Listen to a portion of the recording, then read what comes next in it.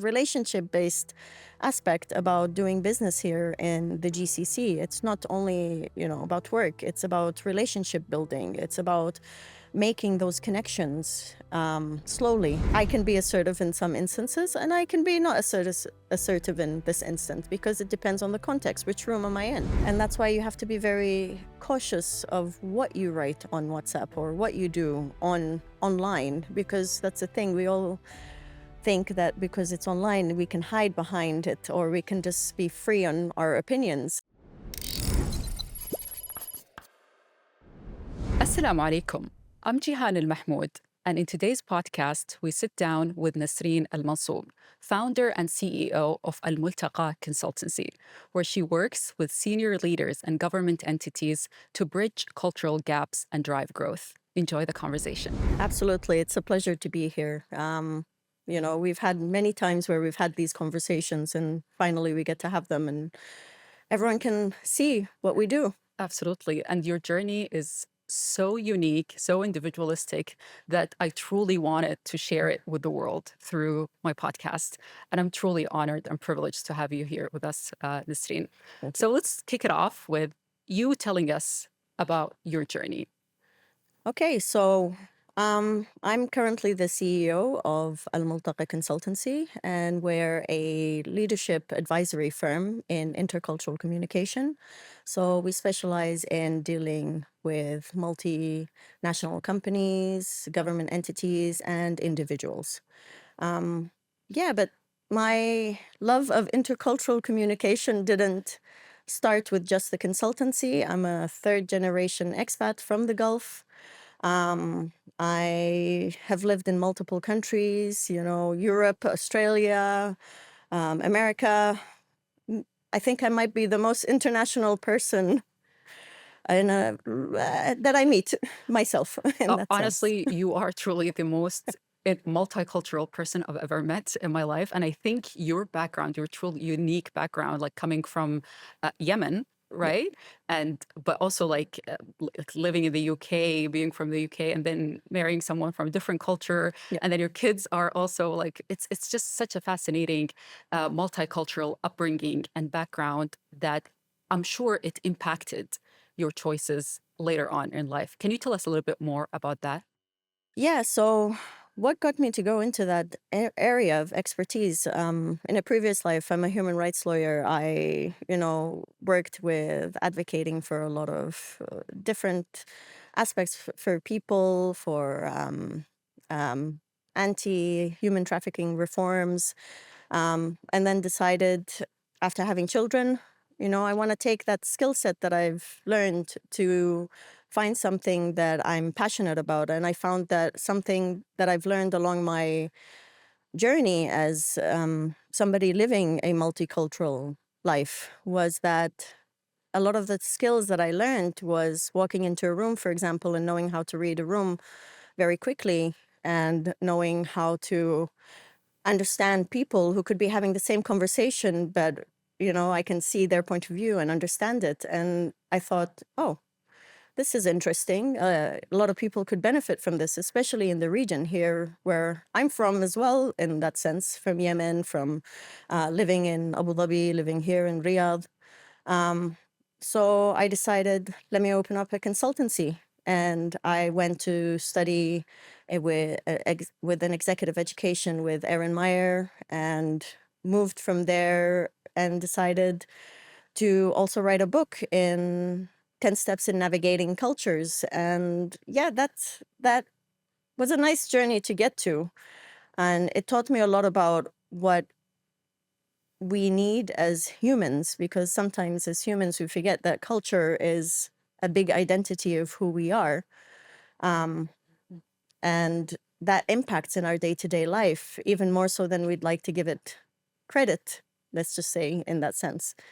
So I've developed the programs to help people realize that about themselves, what makes it different than what is do's and don'ts of how to react to a culture. It's more about why do we react to a culture in a certain way from our own perspective as people. We all have our own experiences. We all have our own generational aspects that create these sort of cultural experiences for us. And then when we bring it in a professional setting or a personal setting, we, you know, Absolutely. And for those of us who are listening and who are not familiar with Erin Meyer and her school of thought when it comes to culture, can you share more with us about like the culture map and what you've learned and how is that impactful in your professional domain as a person who trains senior leaders in multicultural environments? yeah. So Erin Meyer is famous for her book, as you mentioned, The Culture Map, which helped kind of bring the experience of Hofstede, who is a methodology in intercultural communication. Um, and she brought it into the 21st century, basically, and making it relevant for businesses in their day to day. For example, she has 8 categories that she talks about, one of them being high context and low context, feedback, how you give feedback in those aspects, time management. Yeah, the list can go on. Definitely a read for anyone who would want to understand cultural nuances in the business environment. And how do you think that kind of training has helped you in your um, business, especially when it comes to such a high context like Saudi Arabia, where like hierarchy and decision making are typically done at a in a different way than low context cultures like the West and Northern America?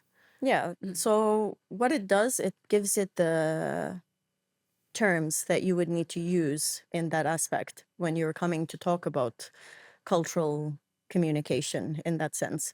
So as you mentioned, in Saudi, they are very high context, and in that sense, they um, are very indirect, let's just say, when something is given in that sense. And that tends to be anywhere in the GCC, especially, and Arabs as a whole.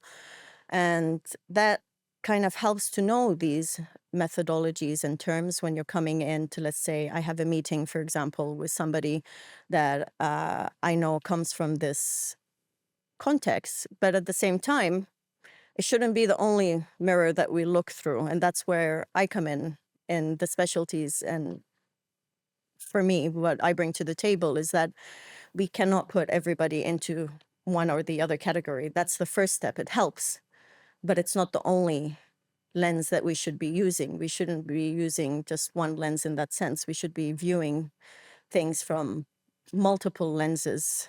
And that's because, for example, you can't say, a Saudi who's lived abroad all their life, or I'll give you me as an example. You can't say a Yemeni who's lived all their life abroad is going to behave the same way as a Yemeni in Yemen who's never really left. And that's because that's the stereotype when I say you can't use that one lens. We have to see things from a different perspective, why, how they would react to something. So my advice is always to anybody who goes into these sort of experiences that they should go in with, yes, having these high context, low context, direct, indirect, but at the same time going in and asking themselves, what else do I know about this person in front of me as a person? What shaped them to be who they are today? Now, again, we can't do that every single time.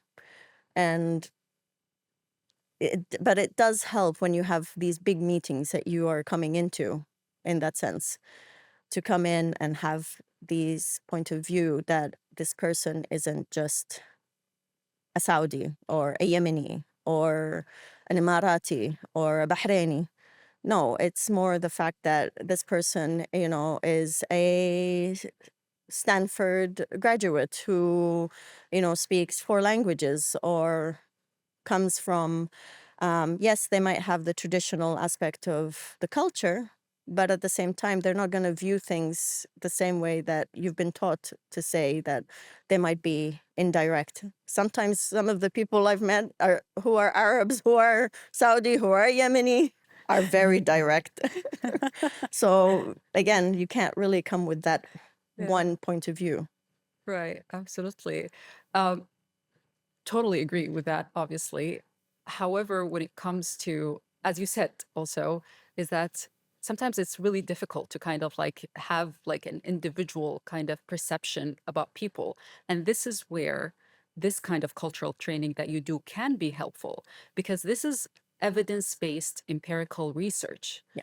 about cultures and about how sometimes certain cultures that come from a specific part of the world, due to historical contexts, they are a certain way and they behave in a certain, for example, low context way, or high context, for example. And these kind of frameworks can be helpful, especially when you're navigating a large team with multicultural team members, and you need efficient results. No, Like you cannot look at them individually, right? no, So absolutely. You need a framework. I'm not saying the framework is not important. If the frameworks are necessary, we can't come into a room and just immediately sit there and have a therapy session. It's not going to be, oh, let me get to know you, in that point of view. You're there to make things happen. You're there to have a conversation about work, about a meeting. So right. you do need these frameworks, and they are definitely backed by all the research. That's what helped me develop my programs as well. I can't say I just developed them out of the blue. No, these Right. frameworks were a necessary part of it. And anyone who doesn't go with them is not really doing that intercultural communication any justice. Absolutely. So in that sense, I completely agree with you. We do need those frameworks. Right. And tell us more about your programs that has clearly helped many companies and government entities. Share with us a couple of examples and how they have helped. Okay, so one of the programs I have is let me talk about more of the workshop that Mhm. I've recently done, which is Beyond the Stereotype, which talks about, again, the framework, which is necessary. We all need them, but it cannot be the only thing we look at in that sense. So what I like to say in the beginning is we all have our own iceberg. And through this iceberg, we tend to put what we value and what we see as important to us as a culture and also to us as individuals. So within that, let's say the iceberg is what we wear, what we eat, what we dress. And then at the bottom is more the things that we value, family dynamics, things like that. But to another level, we also have our own waterline in that sense. How high is that waterline going to be in this iceberg? Some people's might be a bit lower, some people might be a little bit higher. And that depends again on the individual. So the framework is there. We need to go into it, and it helps us be prepared. There's a book, and I forgot the author's name, Thinking Fast and Slow by Daniel Craig Migger. Again, uh, it's a very important book in the sense of knowing something that they call System 1 and System 2. So when you're coming to stereotyping, for example, you're going with System 1, which is how humans survive.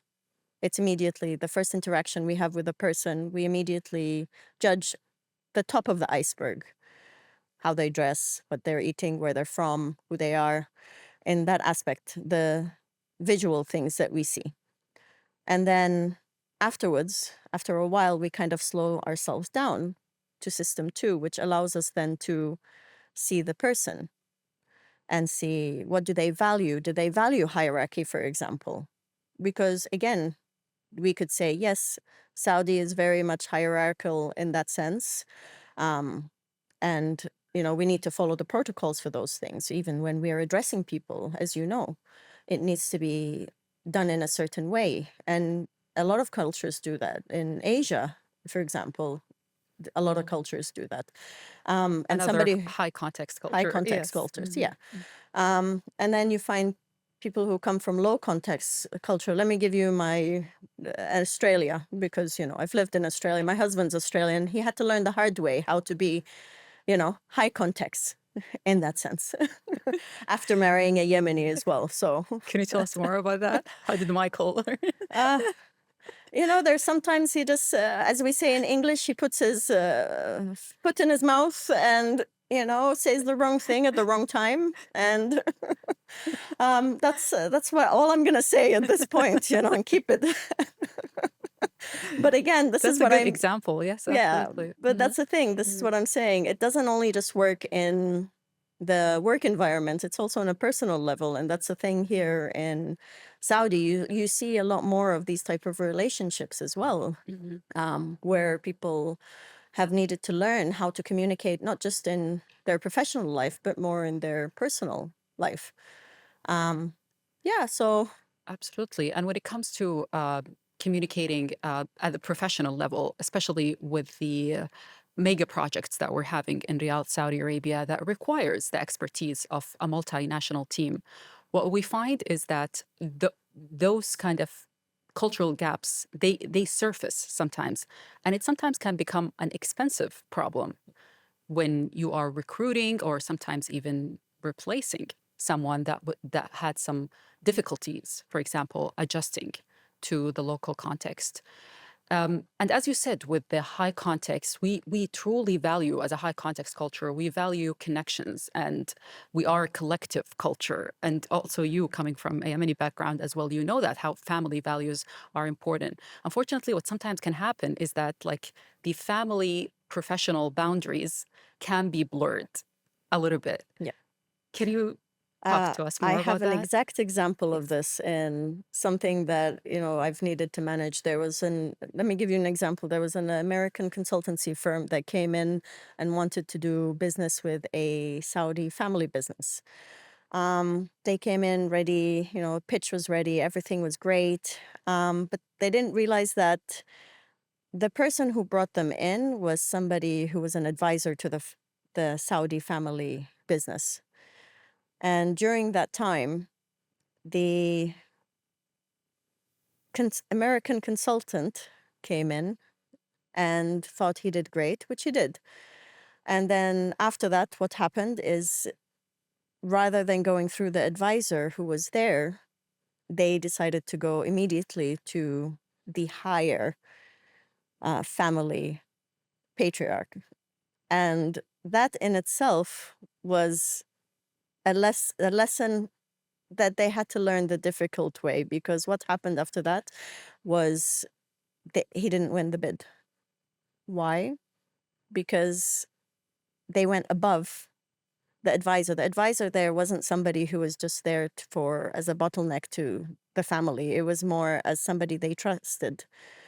The family trusted this person to kind of be the gatekeeper, to understand who can help them, who can bring in this, work that they wanted to improve in their business.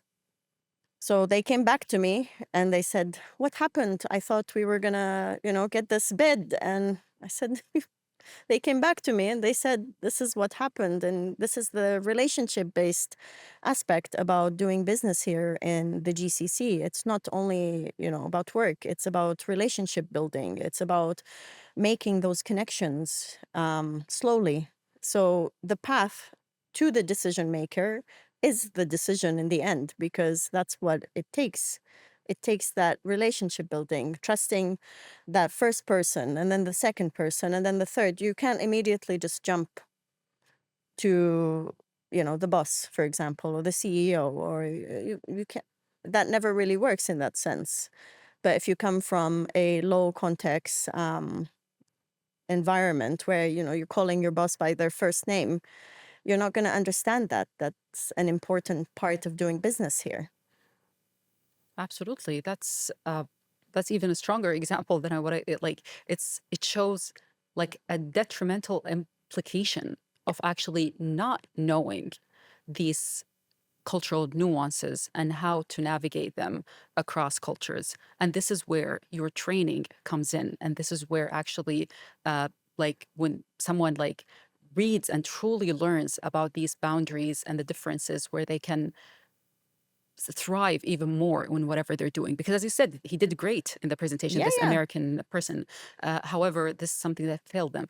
And in my experience working in mostly multinational environments, I've also have seen that repeatedly, and not as like in a stark, clear kind of implication, but sometimes even like the frustration that happens when it comes to means of communication. Our use, for example, of WhatsApp more than email. And sometimes they're like, but I sent an email to whoever, like this American person or Yeah. this British person.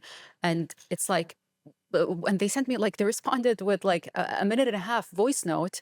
And so what happens a lot of times is that because we are, as a culture, like we value these kind of connections or relationships, so we let them go when it comes to having communications over WhatsApp and WhatsApp groups and voice notes and all of that, even though they are a little bit more intimate and personal than actually using our official email, right? Yep. However, for an outsider coming in, they truly need to understand these cultural nuances that we have and what we actually value in order for them to, you know, coexist peacefully Yeah. within that. And that's the trust aspect, you know, because the fact is, if you have somebody's WhatsApp number, that means they trust you, that you are, you know, part of their team, that you've already made it to that level. It's beyond work only. It's more that I trust you with my number, that you can contact me at any point.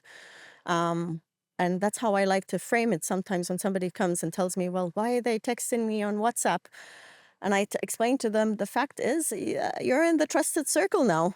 You know, you have the ability to communicate. If you have a question, you'll get an immediate answer sometimes.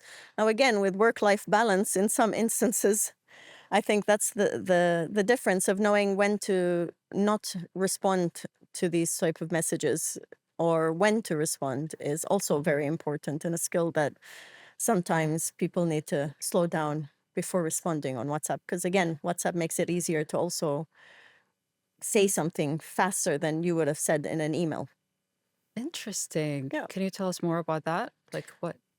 Well, there's instances, for example, where, you know, as you mentioned, you know, somebody could be on WhatsApp talking about work and they might send emojis, or they might send something that, you know, might not work in an email, or say something to respond quickly rather than actually taking the time to respond to the question properly.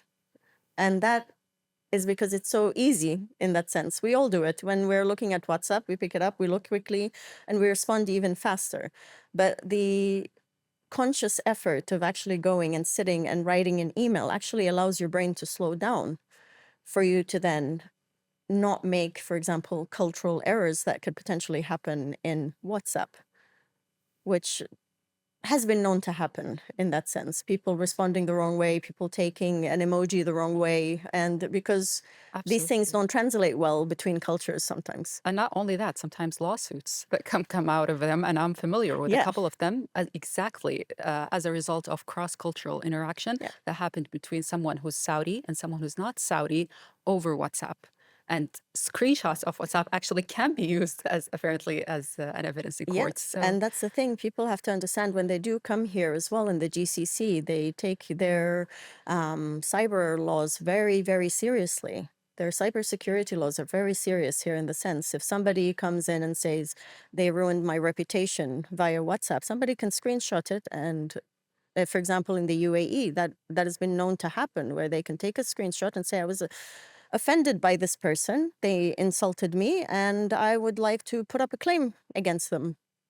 And that's why you have to be very cautious of what you write on WhatsApp or what you do online, because that's the thing. We all think that because it's online, we can hide behind it, or we can just be free on our opinions, which we are in some ways. But at the same time, there's limits to it. In a professional aspect, there has to be limits, or and that's where I think people find it difficult coming from different cultures, that they assume that once they're also on WhatsApp, then it's easy for them to joke around, and they don't understand that there's a line you can't cross. Mhm.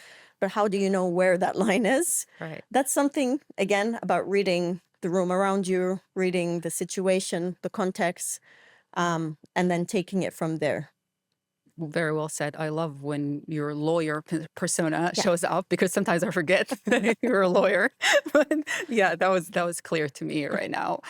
And I'm curious to know, like, from your experience coaching, training, consulting with multinational entities, not just in Riyadh, but in the GCC region as well.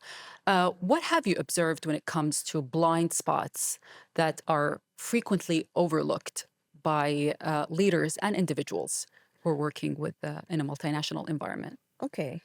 So I'm gonna go first with expats in that sense. So in the beginning, what I like to say is that being respectful and coming in with humility and humbleness, it's all necessary and it's important. That's the first step. But then the second step is stepping out of that comfort aspect, because what we find is that a lot of people, especially in higher positions, tend to stop at that level and be respectful, and they can make mistakes politely, but then there's still mistakes. Why? Because they haven't taken that step further, which is to be okay with making those mistakes and then moving on. How do we move on from there? How do we get to the point that um, you've created real connections, real relationship building? It's not only about just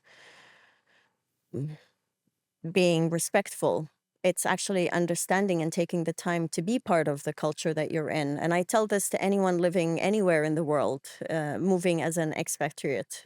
You can't go into a country just thinking you're just going to come for a little while, not understand the people, the language. And I think that a lot of aspect is the language. But even if we move beyond that, it's going to, for example, a local restaurant, actually taking yourself out of the compound life, moving to a place where you can interact with people. A lot of times I've met people tell me, oh, I've never met an Emirati or I've never met a Saudi. And I do get a lot, I've never met a Yemeni, but again, this is the You're my first Yemeni. Yeah. Exactly, I get that a lot. And I like it because it allows me to represent my country and who we are as people as well. Now, again, I might not be your stereotypical Yemeni, but at the same time, I'm proud of my culture and who I am and where I'm from. And that takes us to why we come with this sort of view of the world. We already, culture is an objective. We already have these things that have been conditioned within us as people, and we come in, and how do we then take that to another level of allowing ourselves to learn more about a different culture, of being part of those cultures? um, the second advice I would give to Saudis is generosity is important, and not just Saudis, Arabs generally. It's important. It's part of who we are. And we've become famous for it, our generosity and our welcoming. And in Saudi especially, يعني بيت بيتك يعني. ف, when you come into this sort of situation, it's lovely. But how do we take it a step further? How do we allow people not just to have a space in our dinner table? How do we allow them to become part of building the culture, the community as well?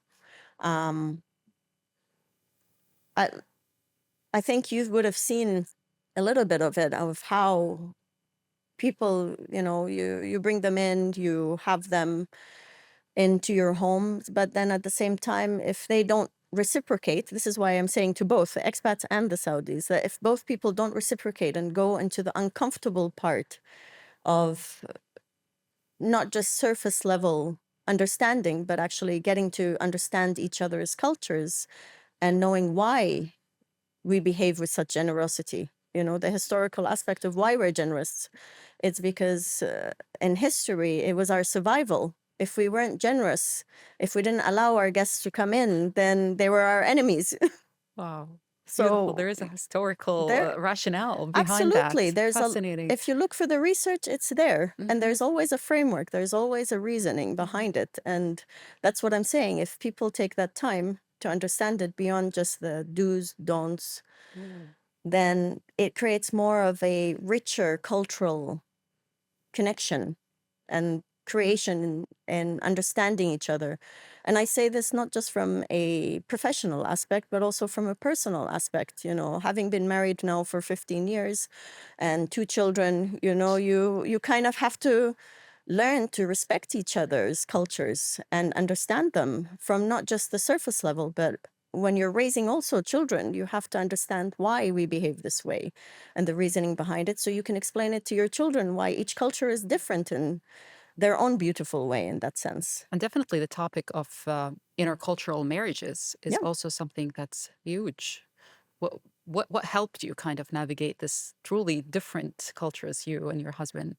I think what helped a lot of in that aspect is taking the time to be uncomfortable, having those conversations that people sometimes tend to miss about big things like religion or how do you introduce somebody, or hierarchy. Why do we respect our elders and in certain ways? So again, it depends on tradition. My husband came also from a traditional background in that sense. He's lived in the GCC, so it helped him understand these nuances. So it helped for us to both meet each other and have those difficult conversations, because all our lives we needed to learn to do that in schools, in different countries that we moved to. And then when it came to coming together, we already had that skill set. So I can't say there's a clear path or a clear, one go-to answer how to have an amazing intercultural marriage. It's ups and downs and trials, and taking the time to understand, but also taking the time to apologize for your behavior and saying, you know what, this came from a place of not understanding or not taking that humility or humbleness. Absolutely. What you said about having those difficult conversations, I think that's spot on, because sometimes people just like shy away or, um, just feel like they're not as important to actually face them. So they just like bury them. So that's, Yeah. yeah. No. And what about like you as a woman leader in this intercultural domain and observing all these kind of different environments? Have you noticed anything about how women in leadership, for example, navigate intercultural communication differently, maybe than men? Or have you noticed any gender kind of differences? That's the thing. I'm going to talk about it from a point of view of, which I have a workshop for. It's called, Is it Culture or Is it Gender?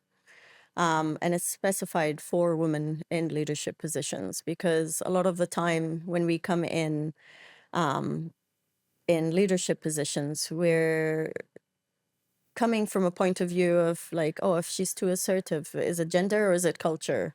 And who's the person seeing it from which lens? And a lot of the women have this double bind of the situation. Now, again, I'm not saying is it this or is it that? It's going to be both. It's an intersectionality of both aspects. It is culture and it is gender. And coming into an example, we always have as women sometimes. I'll bring it from my point of view, coming also as an Arab and a Westerner in that sense. I come in a room. If I'm too direct or too assertive, I get told by my colleagues, "Oh, she's a bit assertive, for an Arab woman." And then you go, "Okay."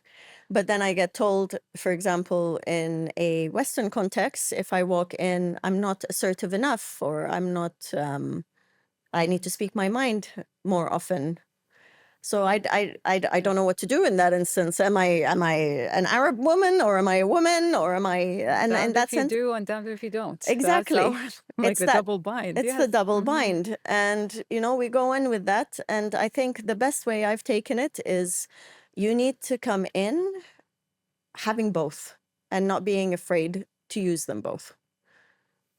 Just taking that time, slowing down, and know which context, which room am I in at this moment in time. And I find that as women, we've learned to do that in leadership positions. And it's made us even more I find them to be more interculturally aware of different cultures, of different diversity, of different, because they've needed to learn that skill from a very young age. And as they develop in their leadership position, they've perfected it. So it's just naming them, having the framework for it, and then coming in with that ability to say, you know what, it is both. And I can be assertive in some instances, and I can be not assertive in this instance, because it depends on the context. Which room am I in? Absolutely. That's an excellent advice. And a lot of times, what happens when, especially in this day and age, when we face some intercultural, like intricate tension, uh, we go to like AI and we just like I've done it so many times. Like, oh, okay, my colleague is from X, and we had this conversation, and they said this, and I said that, and we just like sometimes use it like in that way. And I wonder, like, what have you observed when it comes to like artificial intelligence, large language models, and the usage of them when it comes to navigating intercultural communication? Okay. I'm going to start off by saying I definitely use AI in that sense because it helps me, for example, test try my workshops to test try, would this make sense to, and even me as an expert, would use that. But one thing I have to say about it as well is that AI tends to come from an aspect of just logic in that sense. So it flattens a little bit of the cultural nuances that maybe you would observe. For example, silence when reading a room. If you come in, you're reading one person's silence, for example, let's say a 30-year-old Saudi is going to be different than a 60-year-old Saudi who's minister, for example. The silences could mean two things, but AI would just flatten it and be like, oh, well, maybe they're A, B, C, D, you know? Um, but this is where AI comes in handy, but at the same time, it kind of creates this overconfidence in the information it's giving a person, which can lead to a lot of big mistakes that, could have been avoided by not just following or asking the right questions with the artificial intelligence. But that also brings me from the aspect of it depends. Which AI are you using? There's multiple platforms out there, and a lot of them come from a Western perspective or a Western framework. So whether that information has been, you know, clocked in or put in, and especially when it comes to Arabic, you're going to find a lot of the Arabic nuances not there because it's just a translation platform rather than anything. It's not going to understand the culture, the context. But we've seen also times where, and this is why they've started, for example, Humane here, which is a PIF-backed project. And it's amazing in that sense. Why? Because it's bringing in Arab context in AI. It's bringing Arabic as a language, not as a, additional pack for the AI. And I think moving towards these sort of aspects help in how we're going to use AI and intercultural communication. But at the same time, as I mentioned, it still flattens cultures into one sort of neat packaging rather than actually giving the people the chance to stop and take the time to understand the person in front of them, not only the culture that they come from, but also who they are as people. And I think that's the issue that we'll have seeing with AI. A lot of people might say, I'm going to Saudi. How do I deal with Saudis? And they'll just tell you, be, indirect with them. And it's like, but really, can you be indirect with somebody who is a minister?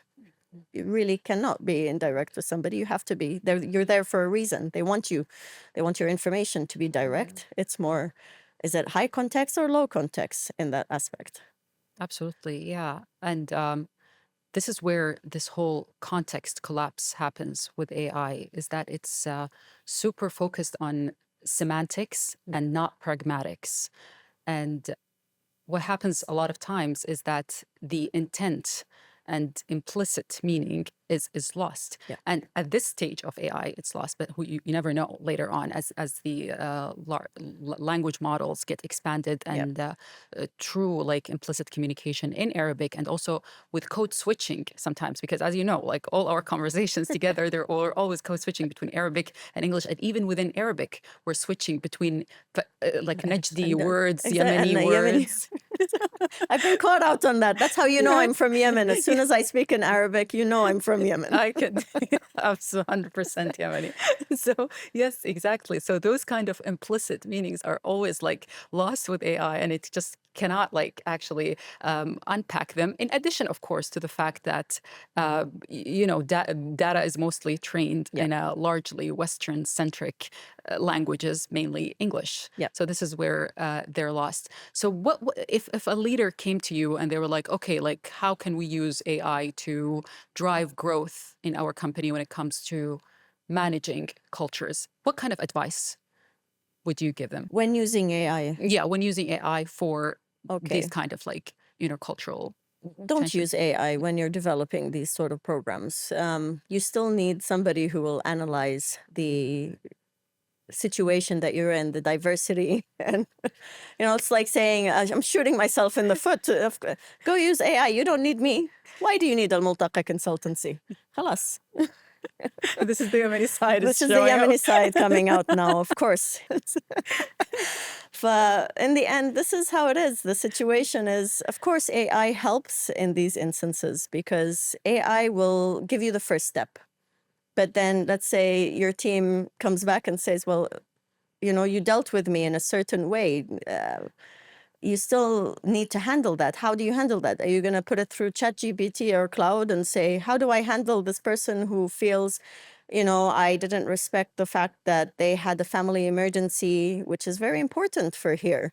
Or they showed up late to a meeting, but they don't understand that, their aunt stopped them in the middle of the door and said, you can't leave right now. I need your help. And what do you do in those instances? Because coming from a collectivist community, we need to focus on these things. These are very important values for us. We'd ignore anybody for that instance, just because that's our family. We need to be there to support them.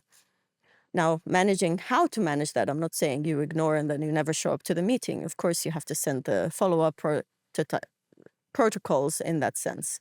But at the same time, AI is the first step. Second step is actually asking the right questions, and that takes still a human aspect. That still needs somebody who knows the frameworks, who understands them from this point of view. Even, for example, why has Multaqa been successful in this instance? Because I come from both backgrounds. I come from an Arab background, and I understand a Western background. And that gives me the ability, the insight to see into different aspects and take the time. I've perfected that skill. And that skill takes time and data, as you said. The AI hasn't caught up with the data yet. So, Well, you got to be careful not to, because like ah, all your data is feeding into it into is, large and that's the thing. models. I guess I'm helping it become more interculturally nuanced. You're welcome. Thank you for your services. Cloud and ChatGPT and all of that. No, I know you're working on a book that's Yeah, very exciting and it's coming out soon, inshallah. inshallah. Can you tell us more about what it is, and who can it help? Okay, so I decided that I wanted to write a book about not only the frameworks of what we understand, like the culture map or Hofstede or all the um, authors of all the books that have come out for intercultural communication. I wanted to take it a little bit of a step further in the specialty, which is the intersectionality of people, the aspect that people don't fit into just this one model. They will have different point of views. Once you learn the basic model, you need to go further and understand the different prisms that light can be refracted through. And yeah, it's called 10 Steps in Navigating Cultures. So it's a practical guide for leaders, teams, and global citizens.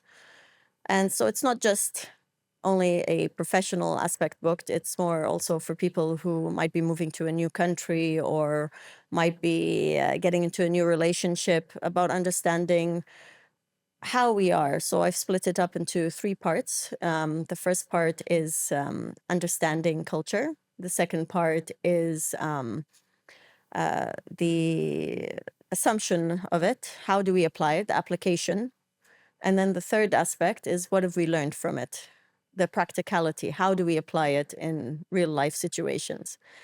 And yeah, it's just something that I wish I had, going through life in some ways. And it just something that inspired me to write something for my children. So the dedication for my book is for my children, because I want them to go through life being humble and being curious and not being afraid to be proud of being from two cultures and using that as a strength and not as something that is seen as, different, but rather it's something that makes them them. So yeah, Beautiful. Very well said. And we can't wait to read it. And maybe we'll have you later after you publish the book to I, talk about are your you book. sure about that? I'll think about it Okay. after I watch it. After, let's watch the.